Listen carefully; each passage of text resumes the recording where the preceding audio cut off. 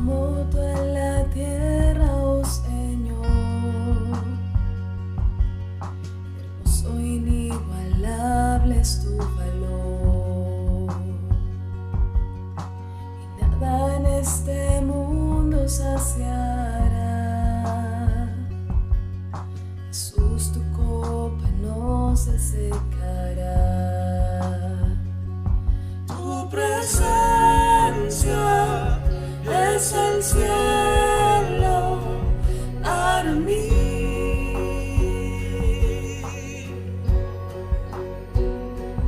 Tu presencia es el cielo para mí.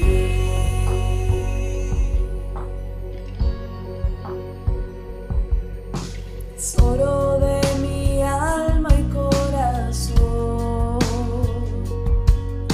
me das tu gracia aunque débil soy. De mis errores seré redentor, de mi futuro eres el guardador. Tu presencia es el cielo para mí.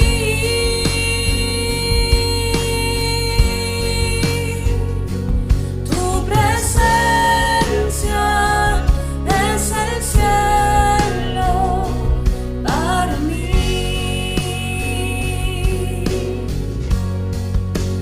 Y cantamos, oh Cristo, oh Cristo. Tu presencia es el cielo para mí, oh Cristo, oh Cristo. Tu presencia es el cielo para mí.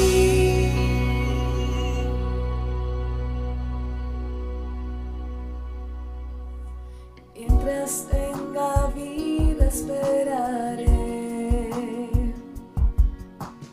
cuando cara a cara te veré. Nada en este mundo saciará. Jesús, tu copa no se secará. Jesús, tu copa no se secará,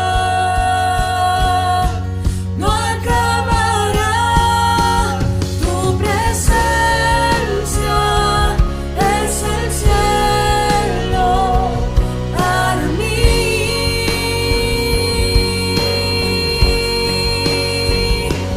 Tu presencia es el cielo para mí.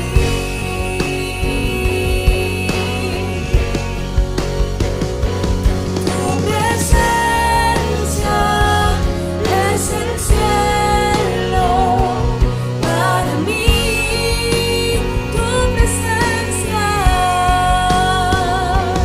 Tu presencia es el cielo para mí.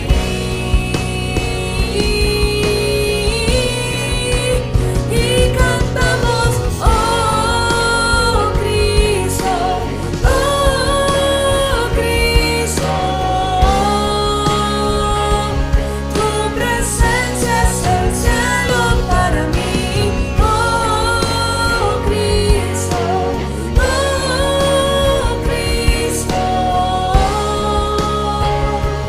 Tu presencia es el cielo para mí. Tu presencia.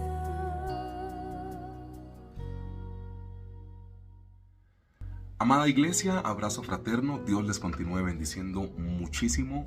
Mi oración y la oración del equipo de trabajo de la iglesia por cada uno de ustedes, siempre, todos y cada uno de los días, literalmente. Lucas capítulo 22 trae a mi corazón un poco de nostalgia.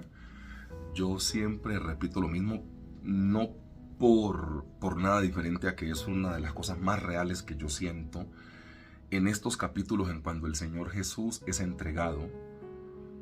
Pero lo que me llama la atención poderosamente es la resiliencia que Él tenía en el momento de la dificultad, hablando literalmente de la oración. Encargo particular: orar mucho por la congregación, orar mucho por mí, si me pueden hacer ese favor. Los que son literalmente de la iglesia de Tunja saben en qué paso estamos dando en fe, hablando de lo económico. Y me he sentido un poco como, bueno, yo siempre les digo la verdad, ¿no? Yo ahí no tengo problema, porque no he creído siempre que el pastor tenga que estar bendecido, prosperado y en victoria, el líder como tal. Yo siempre creo que el pastor de pastores es el Señor Jesús. Nosotros como que le aplaudimos y le hacemos coro. Entonces, para mí la palabra pastor sí es muy grande. El pastor de pastores es Él. Yo digo, los que trabajamos en el liderazgo, no todo el tiempo tenemos que estar bendecidos, prosperados y en victoria. El líder también se quiebra. Y no tiene que ver con la desconfianza ni con la falta de fe. Tiene que ver por mi manera de que intento solucionar todo aún de manera preventiva y anticipada, que el tener que caminar día a día sabiendo que hay un compromiso ya adquirido, eso me tiene un poco como golpeado, por decirlo de alguna manera. Pero estamos bien, o sea, dentro de lo duro que ha sido el proceso, porque no voy a negar que ha sido duro, hay cosas muy bonitas que llegan a mi corazón, como ver el respaldo del Señor. Mira, nosotros para adquirir ese local necesitamos cierto dinero. Y siendo una iglesia que pasó 3 años en la pandemia, porque fue literal, yo hice madres o mujeres, yo hice madres, creo que fue el 8 de marzo del 2020 y volví el 12 de marzo del 2023. Fueron literalmente 3 años predicando desde la virtualidad, como lo estoy haciendo ahora en el servicio del martes. Y es ver la gloria del Señor, una iglesia que apenas está empezando. Sí, en marzo o en abril celebramos, del año 2024, celebramos 19 años. Pero seamos muy honestos, es una iglesia que está apenas empezando. Gracias a las personas que permanecieron. Siempre bendecimos y oramos por las personas que salieron de la comunidad de fe. Como siempre les he dicho, el verdadero líder no habla de la oveja, sino que le pastorea. La oveja siempre va a tener sus razones, acertadas o no tan acertadas. La oveja tiene su razón. Entonces yo siempre lo dije, incluso desde el púlpito, nosotros nunca hablaremos de las personas que estaban en medio de nosotros y salieron, porque a la oveja, o sea, de la oveja no se habla. El Señor nos mandó a pastorear las ovejas, como vengan. Entonces siempre he sido como de los que blinda a las personas que salieron de la comunidad de fe, entendiendo cualquier tipo de razón. Pero volviendo al tema, nosotros somos una iglesia nueva que apenas está empezando. Así tengamos 19 años, ¿no? Que lo celebraremos el año que viene, pero eso sí, por seguro. Entonces, el Señor Jesús en su momento quizá de más dificultad, son dos. Uno es la cruz, otro es previo a la cruz. Pero en un momento de la cruz, Él sí dice, yo meto al malhechor al cielo, hoy mismo estarás conmigo en el paraíso. En un momento de la cruz, Él le dice a papá, perdónales porque no saben lo que hacen. Entonces, y después dice, en mis manos encomiendo tu espíritu, o sea, en tus manos encomiendo mi espíritu, perdón. O sea, al final de la historia el Señor Jesús entra con un poco de dificultad en la cruz, pero al final la voluntad del Padre se acomoda sobre Él, Él la entiende y comprende literalmente lo que está pasando. Pero este es un momento muy terrible por la narración que hace Lucas capítulo 22, del versículo 47 en adelante. Entonces, ¿qué nos enseña el Señor Jesús en medio de la dificultad? Porque mira, tomar un micrófono para testificar que todo está bien, que Dios sanó el cáncer, que Dios sanó el SIDA, que Dios sanó la enfermedad, que Dios pagó la deuda, esto es muy sencillo hacerlo. O sea, coger un micrófono para decir Dios fue bueno y me siento bien, esto es muy fácil, la verdad. Sin quitar el mérito que haya en el proceso, ¿okay? Que hay gente que ha sufrido mucho y cuando cuentan el testimonio es esa alegría. Pero seguir cogiendo el micrófono para decir, así yo no vea resultados, sigo creyendo que Dios lo va a hacer, es complejo. Requiere un poco más de esfuerzo, creo yo.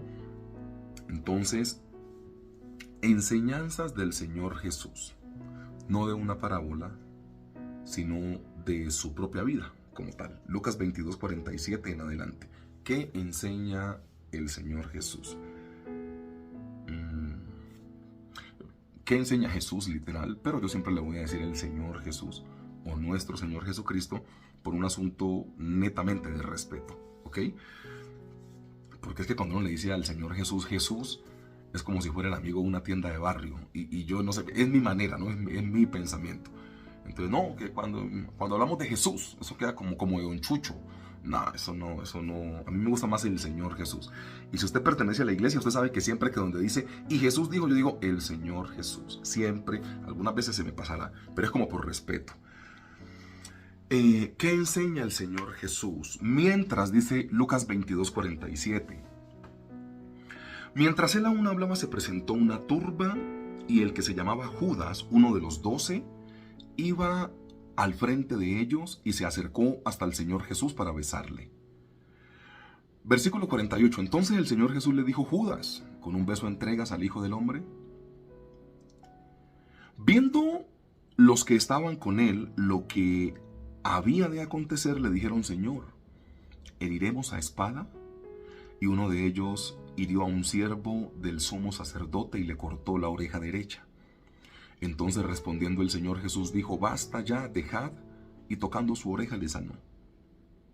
Y el Señor Jesús dijo a los principales sacerdotes y a los jefes de la guardia del templo y a los ancianos que habían venido contra él, como contra un ladrón habéis salido con espada y palos, habiendo estado con vosotros cada día en el templo, no extendisteis las manos contra mí, mas esta es vuestra hora y la potestad de las tinieblas.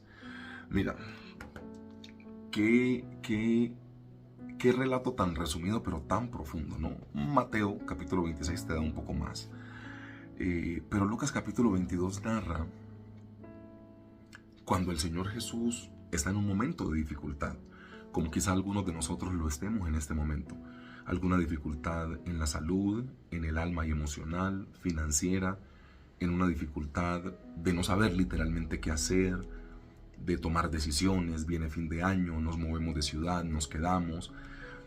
Y yo veo a un Señor Jesús que nos enseña, que nuestro título de enseñanza del Señor Jesús, a cómo conducirnos en medio de la dificultad. Y una dificultad va a ser bien sorteada si nosotros tenemos algunos principios. Lo primero que muestra el texto bíblico es el cambio en las personas. Siempre que nosotros estamos viendo fotografías, hablando de fotografías, mi hija en estos días me recordó una promesa, ¿no? Yo el 22 de agosto cumplí 37 años. Entonces mi hija, tuvimos un viernes con papi. Es una dinámica que tenemos, ¿no?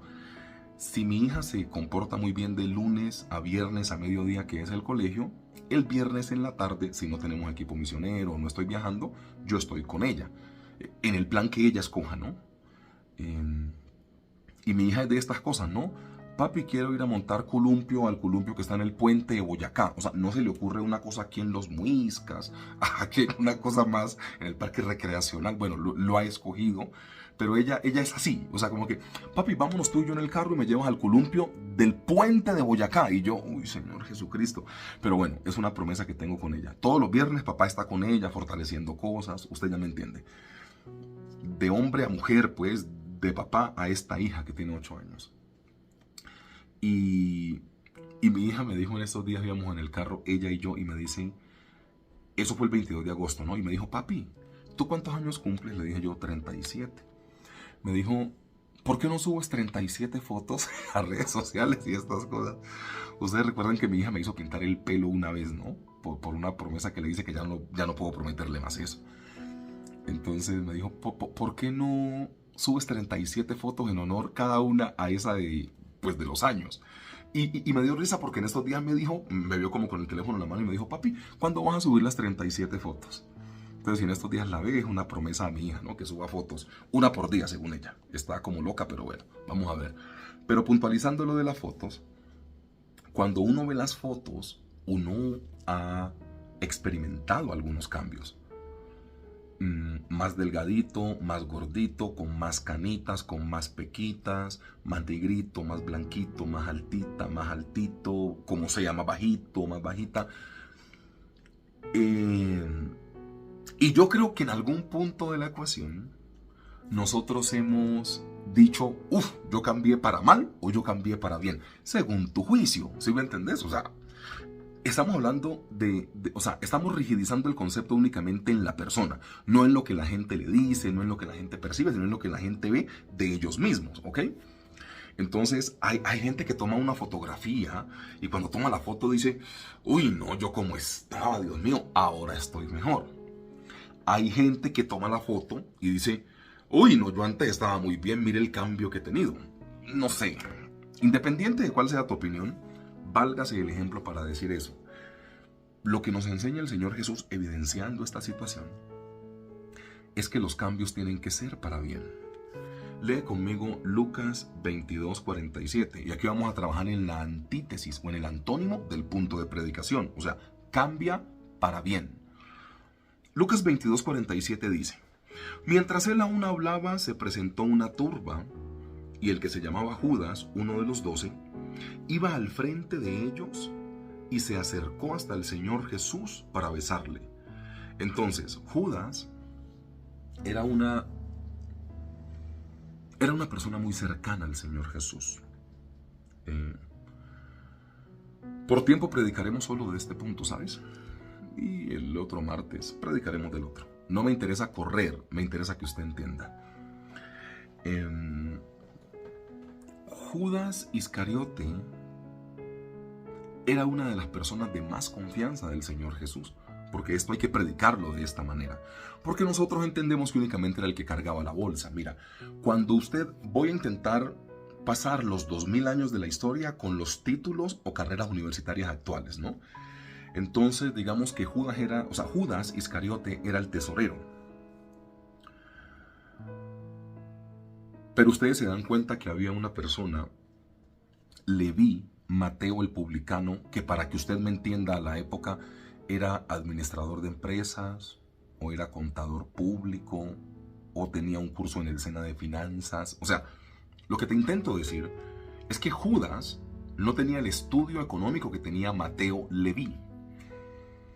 Y siendo el administrador de empresas, el contador público, este oficio de Mateo, el Señor Jesús no pone a Mateo sobre las finanzas, sino que pone a Judas. Y cuando usted tiene a un empírico como Judas y rechaza a Mateo, profesional en el área, porque, a ver, paréntesis acá, para que este publicano fuera recaudador de impuestos, Mateo tenía que haber ido a una aula a estudiar, a educarse. O sea, no empíricamente Poncio, el Imperio Romano lo iba a colocar ahí. No, tenías que tener algún estudio, alguna certificación, porque estabas manejando la plata de Poncio y de todo este sistema, pues, de César y toda esta cosa. Entonces, cuando el Imperio Romano está, ellos no van a experimentar. Y si ponen ahí a Mateo es porque Mateo tenía los estudios para poder ser recaudador de impuestos. ¿Y cómo es que teniendo un administrador de empresas, para que usted me entienda en la carrera de ahora, el Señor Jesús termina colocando a Judas Iscariote, hijo de Simón? Es porque Judas empíricamente tenía más confianza, daba más rendimiento que el mismo Mateo que estaba dentro del equipo de los 12. ¿Ok? O sea, esta introducción te la hago en el punto, hablando de cambia para bien. Y Judas ese mismo día termina cenando con el Señor Jesús y entrada la noche, donde en la cultura judía no se caminaba de noche, después de las 5 o 5 y media de la tarde nunca encontrás un judío en la calle. Ahora eso ya se industrializó, pues, entonces en Jerusalén ya hay cosas de noche y tal, pero a esa época la gente no salía de noche.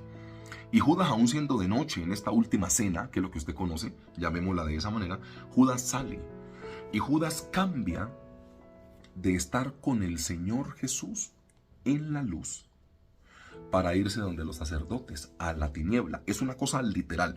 Dentro del recinto donde estaban en la última cena y lavatorio de pies y todo ese tipo de cosas, había luz. Y Judas pasa de la luz a la oscuridad. O sea, él sale de la luz y se va a la oscuridad. ¿Cuál es el punto acá? Haciendo el símil y la comparación de esas fotos que nosotros vemos. ¿Cómo está tu cambio espiritual? Porque esa pregunta sí hay que responderla. O sea, me explico. ¿Cómo está tu cambio? Literalmente. O sea, ¿cómo estás ahora espiritualmente hablando? Hagámoslo por año. Estamos en el año 2023. ¿Estás mejor espiritualmente en este año 2023 con relación al 2022? Porque Judas lo que hizo fue retroceder. O sea, Judas cambió para mal. Y la invitación bíblica es a que nosotros cambiemos para bien. O sea, con todos los pecados que nosotros podamos cometer, con todas las equivocaciones que nosotros podamos cometer, la Biblia sí te invita y sí te insta a que seas un mejor ser humano, independiente de lo que sea. Créeme que este asunto de qué es lo que la gente cree que tiene más problema, o sea, la gente piensa que la equivocación y el pecado es lo que tiene más problema en ellos, y esto es cierto en relación al infierno. Porque si nosotros seguimos pecando, pues algún día nos vamos a condenar. Eso es lo que dice la Biblia, en las cartas doctrinales, como Gálatas y sobre todo más en Romanos. Pero al final de la historia, cuando uno ve en relación las equivocaciones de los personajes bíblicos, esto nunca fue un problema para que Dios pudiera trabajar en ellos. O sea, la equivocación de Abraham nunca quitó el propósito, la equivocación de Moisés nunca quitó el propósito, la equivocación tuya no te saca del propósito del Señor. O sea, las equivocaciones de Pedro no lo sacaron para que fuera el pastor de la iglesia después de que el Señor Jesús se fue. Sin hacer una apología al pecado, porque usted me conoce bien. Yo sí reconozco que yo peco y yo me equivoco mucho, pero jamás voy a defender el pecado. O sea, que nosotros caigamos en pecado o en equivocación es un tipo de cosa, punto número 1. Y punto número 2 es que en la predicación se puede entender que yo estoy haciendo como una, o sea, que yo tengo como una apologética del pecado. Nada, yo no estoy defendiendo nada. Lo que sí te digo es que eso nunca fue un impedimento. De hecho, el patriarca de los 5 o 6 patriarcas que más se equivocó fue Abraham y fue el padre de la fe. Y de los discípulos, si querés partir los testamentos, el Nuevo Testamento, Pedro, el discípulo que más se equivocó, fue el pastor de la iglesia. Yo siempre que hablo de esto, tengo un solo pensamiento o una sola concepción de cómo el Señor Jesús ve esto. Entonces, si hay que meter a Ruth en la genealogía, pues se mete. Ya, sin problema. Si hay que meter a Rahab en la genealogía, pues se mete. Dios sí manda un mensaje muy claro, sino que algunas veces los que ya llevan mucho tiempo en la iglesia, perdón por lo que voy a decir, pero lo siento y yo no voy a cambiar lo que llega a mi corazón. Se creen muy santos. Los que ya llevan 5, 10, 15, 20 años de ministerio ya hablan como si los otros fueran los pecadores y ellos no. Y yo creo que ahí hay un problema. Es mi percepción. Cambia para bien. O sea, Judas pasa de estar en la luz a la tiniebla en un día. Y el problema siempre va a ser el alejamiento del Señor Jesús. Desde Juan 6 el Señor Jesús le viene diciendo a Judas que es un ladrón y que es un diablo. O sea, el Señor Jesús siempre supo eso. Por eso yo tengo una fuerte convicción que cuando una persona dice que por sus pecados no volvió a la iglesia, o por sus equivocaciones todavía no se bautiza, o porque alguna vez como que pecó y se equivocó y tal cosa y no toma la Santa Cena, estos mecanismos, qué pena por lo que voy a decir, y yo sé que la cena no se puede tomar indignamente, y al templo se va con santidad, y somos templo del Espíritu Santo y lo que usted quiera, pero lo que yo estoy viendo en la Biblia es que estas cosas el Señor Jesús ya las conocía. El Señor Jesús ya conocía que Judas Iscariote era un ladrón y un diablo desde Juan 6. Entendía que Judas le iba a vender y Pedro le iba a negar. ¿Algún día le rechazó por eso? No, los invitó incluso a desarrollar su ministerio. Lógicamente que el Pedro que escribe las epístolas, o sea, Pedro en esas 2 epístolas o 2 cartas que Pedro escribe, o sea, Pedro el mucha orejas termina diciendo que somos nación santa y que nuestra vida es carta abierta para todo aquel que la quiera leer. Y yo digo, este Pedro, ¿de dónde salió? Es un Pedro transformadísimo. Entonces, ¿qué tal si el Señor Jesús en la equivocación de Pedro le rechaza? Pues hubiera quedado muy mal el tema. Entonces el Señor Jesús, claro que sí te invita es a que caminando con Él te sanes, sirviendo te sanes, claro que sí. La disciplina del Señor Jesús no era que 6 meses por allá lejos de la iglesia, no. La disciplina del Señor Jesús era ven y camina conmigo. Y si te tiene que dar vergüenza, pues que te dé por majadero, pero no te alejes. Algo más o menos así. Entonces, ¿cómo está tu cambio en la parte espiritual? ¿Cambiaste para bien este año? Hagamos un comparativo, pues es lo último que te digo acá. ¿El salario mínimo subió, sí o no? Voy a hablar burdamente del dinero. Pero si el salario mínimo subió, ¿por qué tu nivel espiritual no subió? Si lo espiritual es más valioso para tu vida que el dinero o que la plata. Comparemos pues. ¿El mínimo subió un poquito, sí o no? Así sea algo mínimo. El mínimo, el salario mínimo, la plata, te subió de un año para otro. ¿Por qué sigues orando los mismos 10 minutos? ¿Por qué sigues con los mismos hábitos espirituales y no los has incrementado? Eso es cambiar para mal. Eso es retrotraer de donde el Señor te tiene. Eso es desaprender los hábitos espirituales. Eso es retroceder. Me explico. Si el salario mínimo subió, ¿por qué tu oración no subió este año? Si el año pasado no hacías devocional o el mes pasado no hacías devocional, ¿por qué este mes seguías sin devocional? Si el año pasado no eras fiel en la iglesia, este año ¿por qué sigues en infidelidad a la iglesia? Porque es que todo sube. Tú subes en años. Tú le peleas al jefe por más plata porque pues ya todo sube, jefe. Entonces mira que nosotros en lo material estamos muy bien para exigir o para contemplar las exigencias que el mismo mundo natural tiene sobre nosotros. O sea, un muy buen argumento es decirle al jefe, jefe, págueme 100,000 o 200,000 pesos más porque es que la carne subió, el arroz subió, el pollo subió, entonces yo necesito más plata. Y este mundo como se está colocando, ¿no crees que necesitas más espiritualidad? Entonces, ¿por qué le exiges al jefe que te suba? O por qué, mejor todavía, ¿por qué te quejas de que el salario mínimo haya subido tan poquito del año pasado a este y no te quejas de que tu nivel de oración espiritual no ha subido del año pasado a este? ¿Te das cuenta que estás un poquito confundido en el tema? Iglesia, mira, único punto de predicación, cambiar para bien. Que nuestros cambios sean para bien.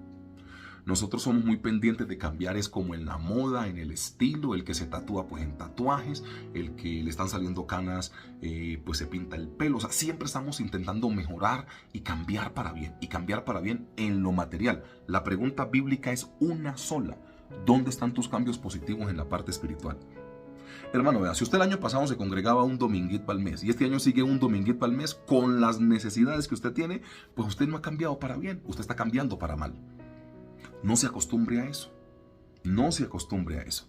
La parte espiritual tiene que ir cambiando y tiene que irse regenerando y tiene que ir sumando para bien. No retrocedas. No retrocedas. Entonces, lo ideal es que una persona tenga el hábito, por ejemplo, de ir todos los domingos a la iglesia. Entonces, yo ese hábito no lo puedo retroceder. Entonces, todos los domingos en la iglesia y veo la predicación del martes, que es esta. Ya el año siguiente, predicación del domingo, el culto del martes que es virtual, hasta este año va a ser virtual, de pronto el otro año va a ser presencial, pero entonces veo otra predicación por internet o escucho alabanzas cristianas en la casa o algo, o sea, algo que indique que estás subiendo tu nivel de espiritualidad. Pero cuando nosotros subimos en la belleza, subimos en ropa, porque nosotros todo lo renovamos. Nada más es que veamos en el closet que tengamos alguna ropa como desteñida o tal. Uy, necesito renovar mi closet porque siento que no tengo ropa. Y siempre estás mejorando en lo material, mejorando en lo material. No, que me dañó la pestañina, que la base, otra base, el que se calvea, que una buena cuchilla para el pelo, que tal. O sea, todo lo estamos mejorando en lo material. Que las zapatillas se dañaron, otro par de zapatillas porque hay que mejorar. Lo espiritual, ¿para cuándo? Judas es el típico ejemplo de una persona que cambió, pero cambió para mal. Que el Señor nos ayude para que nuestros cambios sean positivos. Más adelante predicaremos del resto. Acerca de las enseñanzas del Señor Jesús, evidenciando a Judas en esto, es que los cambios tienen que ser cambios positivos. Oremos. Papá, gracias. Consciente de nuestra necesidad de ti, entendiendo que somos culpables, entendiendo que a diario nos equivocamos y diario pecamos y a diario te fallamos. Hemos venido delante de ti, Señor, para que tú, con esa benevolencia, ese amor, esa misericordia que se renueva cada mañana y que nunca te cansas de aplicar sobre nosotros, nos ayudes a cambiar para bien. Yo sé que algunas personas la están pasando mal, Señor. y están sufriendo unos cambios tremendos en su vida. Yo te pido a ti, por favor, que tú te puedas apiadar de ellos como lo has hecho siempre. Siento en mi corazón, Señor, que tú puedas bendecir a Puerto Príncipe en Haití. Que tú puedas restituir, Padre Celestial, este territorio que fue devastado desde el 2010. 13 años y sigue casi que de mal en peor, Señor. Oramos, Padre Celestial, por las personas que necesitan tener un cambio positivo en sus vidas y que tú puedas ser preciso y propicio a ellos. En el nombre glorioso de Cristo Jesús, ponemos delante de ti lo que nosotros somos. Amén y amén, Señor. Iglesia, Dios les continúe bendiciendo en gran manera. Fuerte abrazo, bendiciones y seguimos siempre en oración por cada uno de ustedes. Dios les cuide siempre. Abrazo.